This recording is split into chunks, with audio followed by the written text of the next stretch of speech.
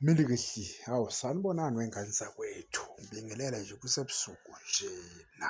Bafowethu, ngicabanga ukuthi abaningi abano-social media sebeke bayibona nje le y'ndaba ey'threndayo kuley'nsuku nje. Kuthiwa-ke nangu uThabiso Mloyisana engicabanga ukuthi abaningi bayamazi-ke, ugijima lapha ku-Stellenbosch. I-defender nje elisezingeni eliphezulu. Kuthiwa lapha-ke umfana omdala kungenzeka simbone egijima kwi-Kaizer Chiefs kule sizini esiya kuyo nje le ezoqala ngoba le vele isiyaphela emva kwamagemu nje engicabanga ukuthi awu-10 ibisiphelile. Kuthiwa-ke umfana omdala-ke uzobonakala-ke egijima kwi-Kaizer Chiefs ngesizini ezayo. Engicabanga ukuthi iy'ndaba ezinhle njengoba-ke lapha emuva eyi siyaxega, abafana abadala siyaxega kakhulu.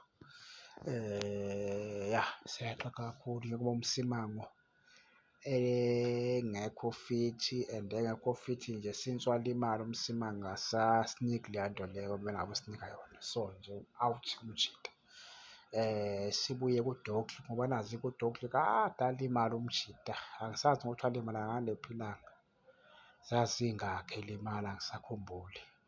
Nawu senesikhathi. UMigwele uyithandela amakhadi-ke nje, kodwa yena-ke uMigwele u-take one for the team uyakwazi, kodwa nje uyithandela amakhadi, ake sithembele kuye.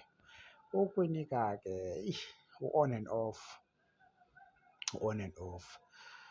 Kodwa-ke umfana omdala lona-ke hhayi cha uyadlala uMloyisane kakhulu bafowethu. Uma singamthola singabe sengicabanga ukuthi sesisayine kahle kakhulu kwi-left back.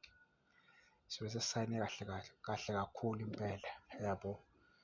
So nje ngiyathandaza kakhulu iy'ngane zakwethu siy'thole Ngwenya, kodwa ama-chances ukuthi siy'thole asemaningi kakhulu iy'ngane zakwethu. Engicabanga ukuthi o-85%, hhayi, ukuthi simthole umfana ezogijima lapha kwi-Chiefs next season. Uzobambisana naye kuDorkley noMcCarthy lapha. Engicabanga ukuthi uzofika nje ukuthi uma efika nje aliwine ijezi ngoba phela umfana cha mnandi kakhulu umfana. So nje uyi-defender elisezingeni eliphezulu, yabo, uyi-defender elisezingeni eliphezulu. Asike sibone-ke iy'ngane zakwethu, isizini iyaphela izoqala nje njengekudala. So asike sibone ukuthi umfana omdala uyobe esiphetheleni laphana kwikhosi. Ngibonge iy'ngane zakwethu, nibe nobusuku obuhle, danko.